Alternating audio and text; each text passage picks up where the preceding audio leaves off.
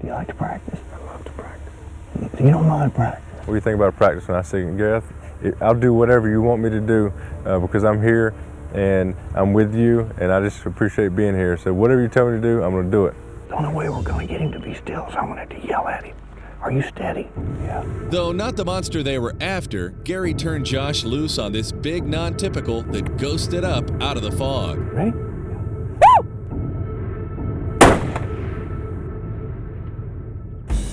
He's so close. I couldn't hear the bullet hit. But he hunched up in the air. I saw him jump up. Felt like I made a good shot on the deer. So we started moving in a direction that would last all the deer. Lo and behold, there it is. Excellent blood trail. Well, let me ask you a question. Do we need to blood trail them when I see them laying dead?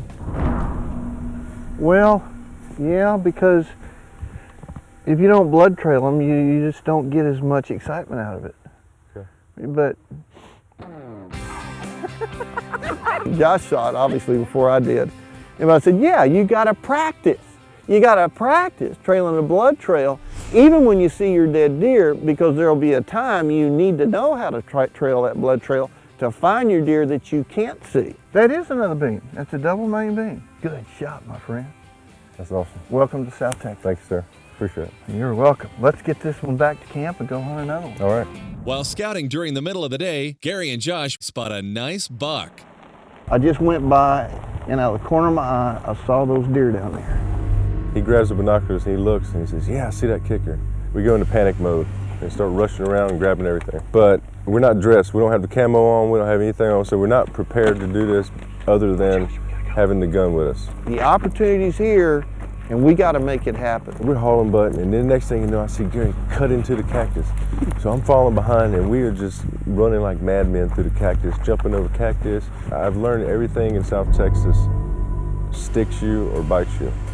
Gary had his Crocs on. We were not ready to hunt. I didn't have my hunting boots on, and we were just getting worn out by these thorns. Hey, why aren't you breathing?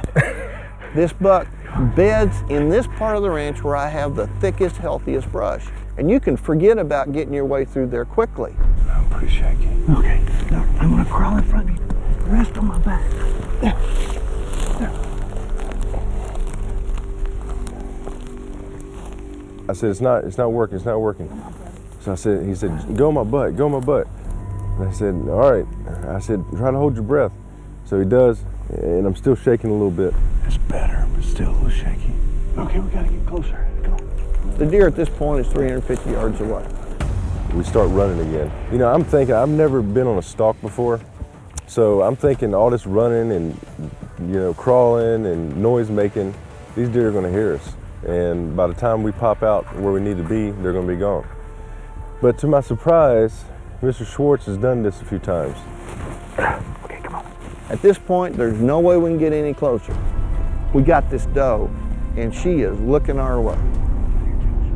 Go ahead and get into your sitting position. If you'll choose the moment when she sees you, and that moment being when the buck is not looking in her direction, you can usually get away with it. We got about 15 seconds. Form your tripod base. Are you steady? Yeah, I'm on it. I think we're 225, 250, and just a little bit above center. All right, he's gonna turn around when I yell. You ready? There you are, broadside. Take it. You got it.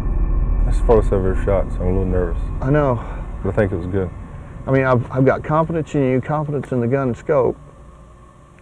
Let's go look at it. Let's go look at him. I felt like it was a good shot. I heard a sound like I'd never heard before, like it had hit the deer. But it got a little interesting after that. Okay, that's 100 yards. I was worried that I may have messed up on my range. We weren't even going hunting. I don't have my rangefinders. I'm a little worried that the deer may have been a little farther than I thought. I thought he was at 225. What is it? There's blood. No, there's not. Come on now, don't be messing with me. There's a lot of blood. Don't be messing with me. It's like buckets of blood. No, you're messing with me. That's there. No, I see it. I see some blood. That's when the stress and the pressure really started to build. That looks like an older track there. You see? It's not fresh. The blood trail gets less and less and less, and then almost goes completely away. The blood stopped. Oh my goodness. And I'm just feeling worse and worse. Yesterday, there were two things you said. You said, I got eyes like an eagle, and I can see deer. Uh-oh. And you said, now why do we track them? Do we have to track them if we can see them dead? You remember that? I do. What are you getting at? I see your deer. Where's he at? He's dead. Where? Right behind me. Oh my goodness. Woo! Yes! There he is, baby! Right there. Gary Schwarz put me on him, baby. Woo! Woo! Deer itself, biggest deer I've ever killed. Just massive, you know, real tall tines. Oh my goodness. He's got to push 170. He has to. What a buck! That is awesome. Unbelievable. I can't stop laughing. He says the biggest deer has been killed out here. It was a special honor for me, and I shared that with him. Honestly, the Lord puts people in your life for a reason. We don't know why, but this wasn't about hunting. This is about so we could meet.